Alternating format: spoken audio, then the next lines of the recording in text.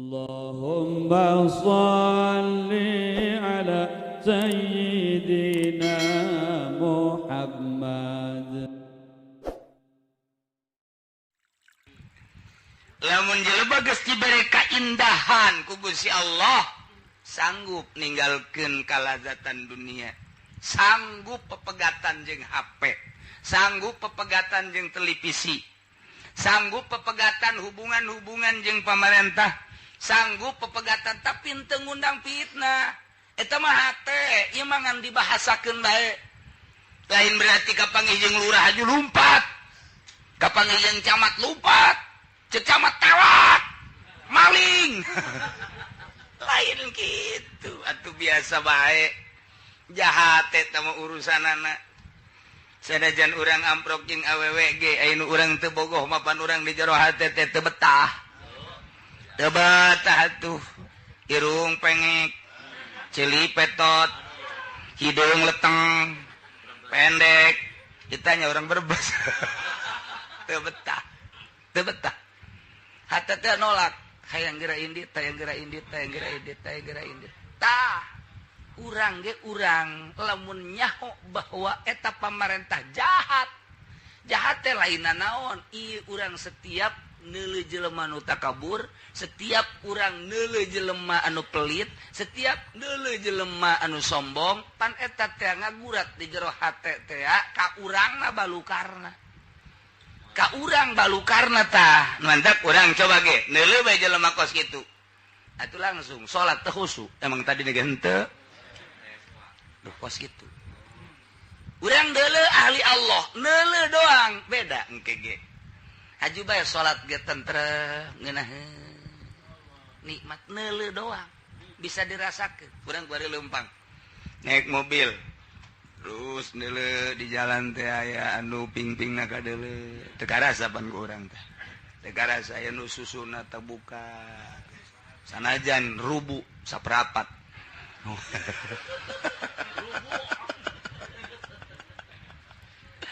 Zeg urang dele-dele teh teu karasa tah. Urang teh teu karasa tah neuleuh sarubu bae ge tah. Geura ge salat ge engke salat. Sholli Allah. Eta bebeulahna ka deuleuh. Susu gede amat tah. Masyaallah Gusti Allah. Sungut makeur iyyaka na'budu wa iyyaka nasta'in. Tapi di jero hate mun dibuka segede naon.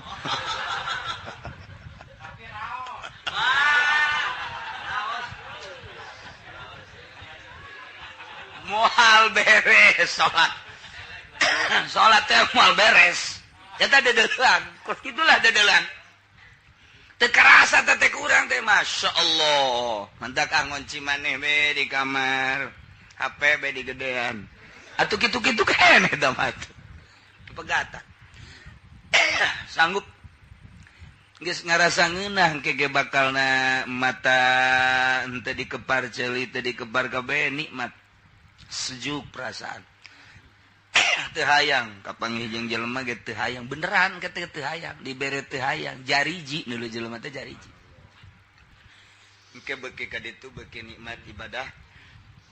Begitu hayang kapanggih jeung makhluk kakarak ngeunaheun bakal nikmat dibere ta ku Allah, hijab dibuka blak. Ih asa di mana? Asa di mana ieu teh ngeunaheun suasana. Eta teh Lailatul Qadar lain di bulan Ramadan. Seakan-akannya selalu manggihan Lailatul Qadar. Mantak saat-saat jam-jam tertentu jelema teh sok aya jelema nu deukeut ka Allah teh sok di jero kamar. Nukunyana pernah kapanggih. Nukunyana pernah kapanggih. Jem eta lah pernah kitu naon kana manggihan kanikmatan. Dibukakeun hijab ku Gusti Allah. Jem eta nyana ingin terulang kembali. Mungkin isuk-isuk, mungkin ba'da zuhur, mungkin ba'da asar, mungkin ti peuting. Geus teu bisa diganggu teh jem nu pernah dibere ku Gusti Allah. Jeung emang hampir kitu bae. Si eta teh dibere da ku Allah jem sakitu, engke dibere teh jem sakitu deui.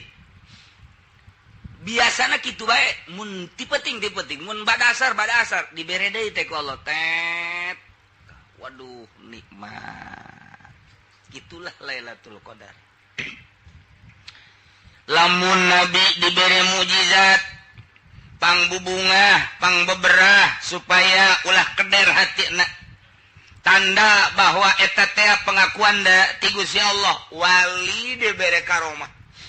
Nyana ngarasa diangkat jadi wali walaupun diikhtilafkeun ku ulama antara karasa jeung teu karasanya jadi wali, tetep nyana ngarasakeun sebab diberi karomah.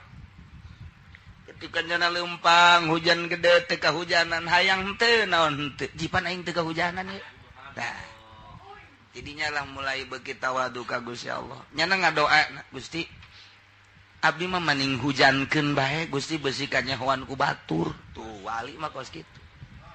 Ari nu lain wali mah, kadeuleuh sia aing teu kahujanan.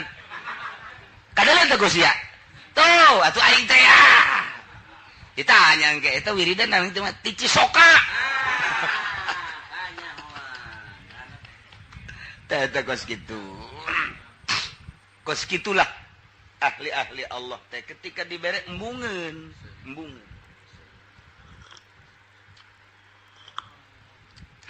Lain diadukeun. Lain dipamerkeun. Ketika engke dibere deui ku Gusti.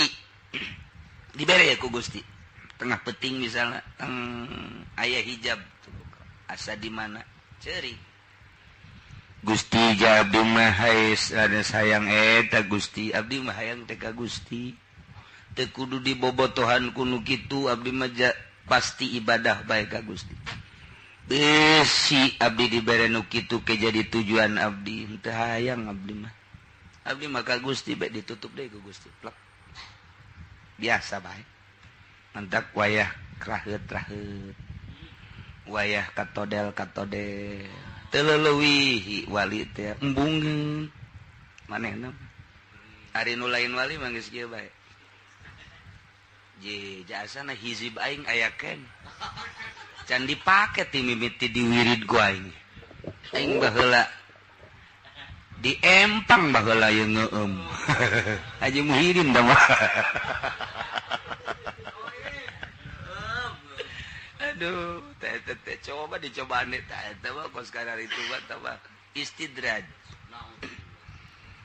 ilmu kawalian karomah mah justru ditutup-tutup embungeun nya nama teu hayang mantek mimiti urang ibadah maka syariat tujuanana hayang sorga begitu urang geus mapan dina syariat asa karasa sorga deukeut ku syariat kuari ngaji nyana ilmu tarekat horeng salah teh kos kitu mulai kuari bertoriko teng hayang akhirat lain sorga hayang akhirat kuari geus dimaksud teh akhirat teh geus hiji begitu bertoriko datang ke akhirat tek nyana kuari ngalampahan ilmu tahakkuk ilmu hakikat horeng eta salah ibadah hayang akhirat Gusti mang tahun-tahun abdi ibadah hayang akhirat ternyata abdi salah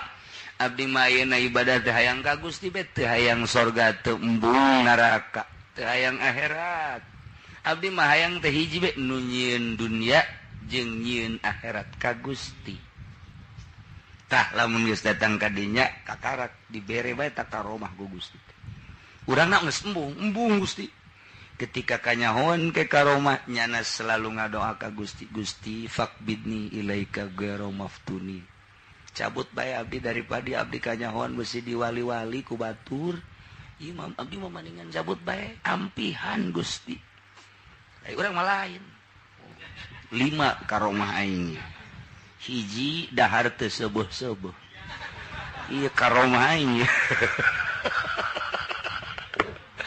genderuwo atuh tah dan lain sebagainya.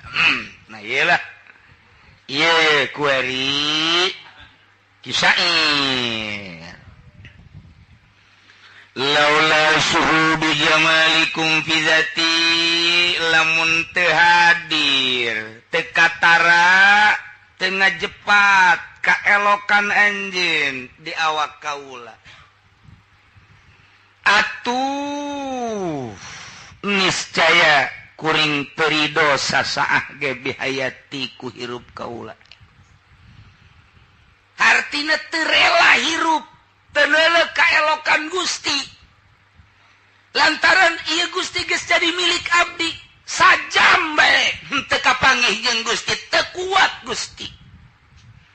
Teu kuat hayang jeung Gusti bae.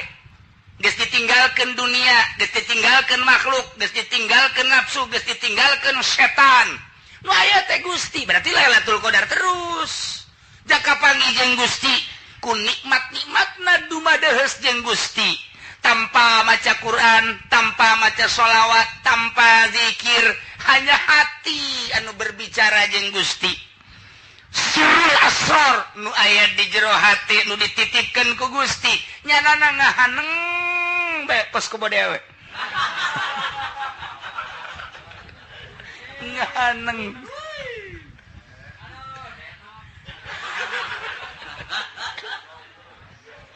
Geus lain maca Quran ieu mah lain. Geus lain maca sholawat, geus tinggaleun tah mah geus. Geus kamari ieu geus. Geus sama lain Quran, lain sholawat, lain zikir. Nu dibaca. Lantaran maca Quran teh pan hayang kapanggih jeung Gusti.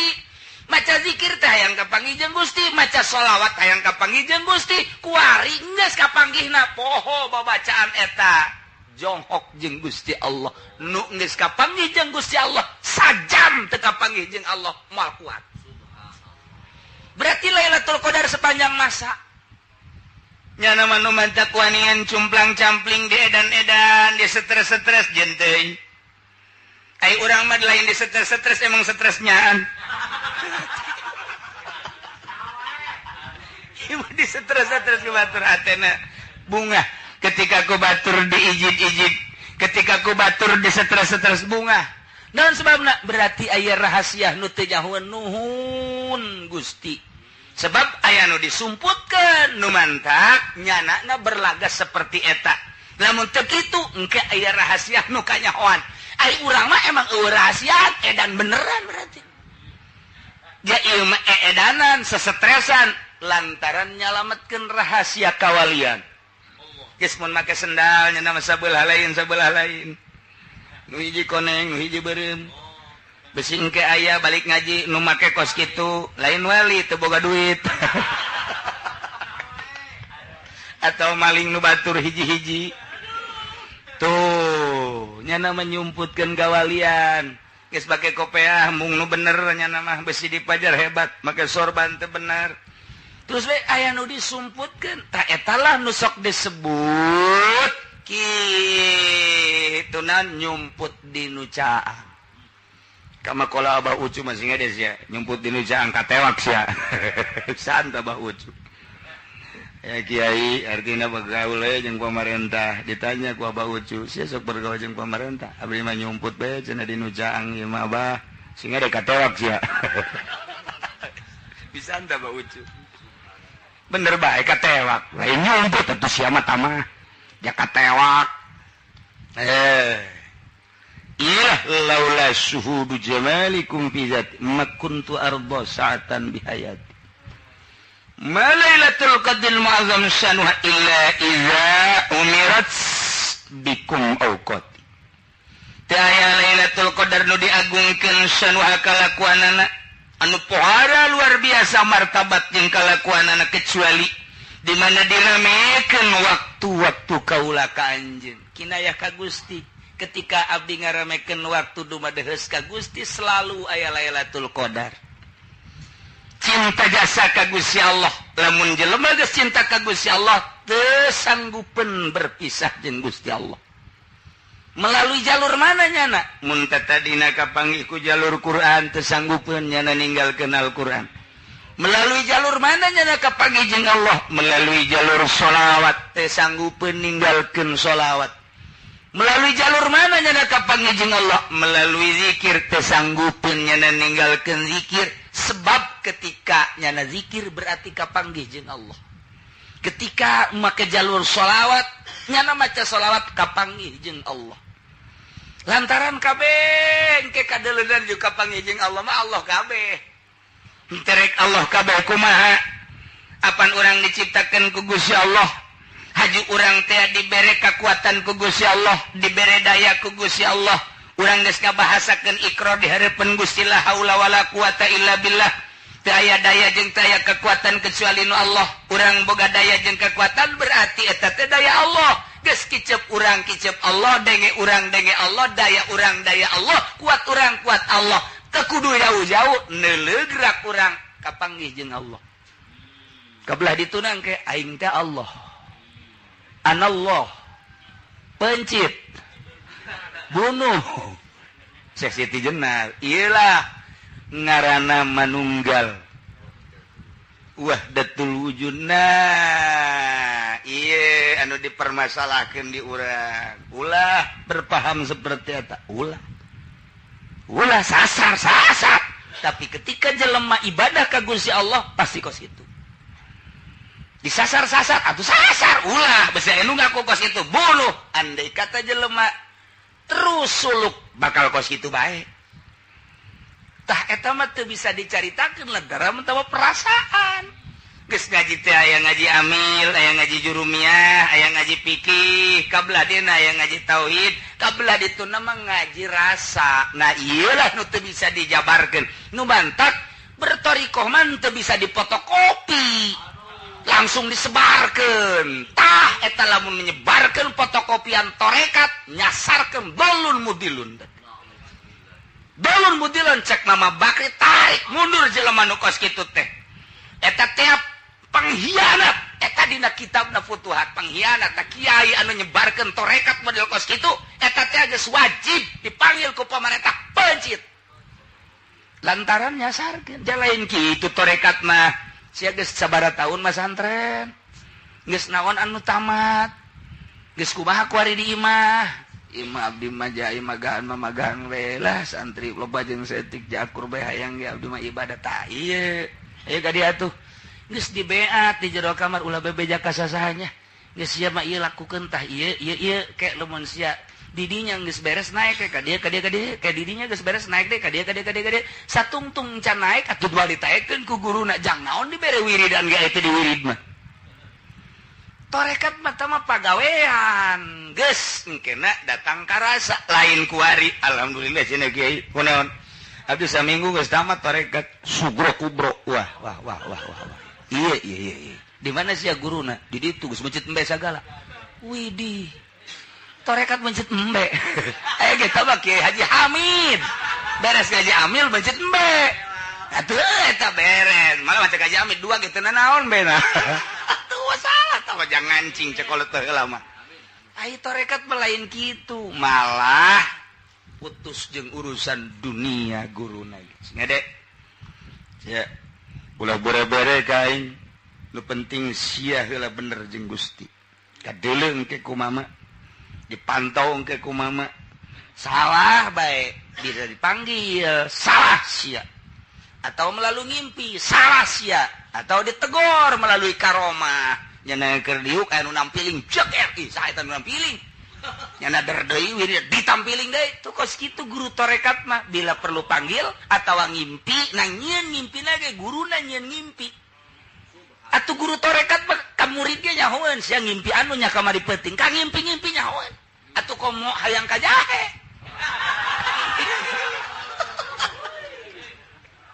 iyalah guru torekat mada kudu numur si dula sembarangan urangna siap guru can kapanggih teh jalan aya guruna urangna teh siap moal urangna siap guruna aya dicek heula ku guruna kakarak eta lah torekat nu asli anu endeuh darajah suluk lain sakadar tabarruk hese pimuridna guruna mah aya bae sepanjang masa ima langsung Syekh naon kitu ngaranna Kang Nabi Qadir wa ima langsung wali-wali sanga wa imma guru urang nu teu kanyahoan ternyata anu sagulung sagalang horeng eta teh mursid nyana teh nembongkeun atuh hese bae ka mursidan mah iwati nyana nu geus dibere horeng guru aing mursid teh kanyahoanana di KTP-na Haji Mursid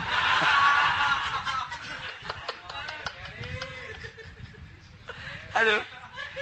Udah menceritakan tarekat babari hese babari. Mentak di akhir zaman engke bakal digelar tarekat badar bae. Tarekat make kartu nama deka mana? Jangka pabrik naon? Kok tarekat sih pakai kartu nama heran. Itu salah jurusan. Tarekat pakai kartu nama masalah jurusan dek dipakai naon eta kartu nama tarekat. Kos kiai make sertifikat. Heran aing mah kiai sertifikatan. Atuh engke bisa digadekeun. Sertifikat kiai pakai kredit. Iyalah di akhir zaman mah geus macem-macem hayang pengakuan lain kitu tarekat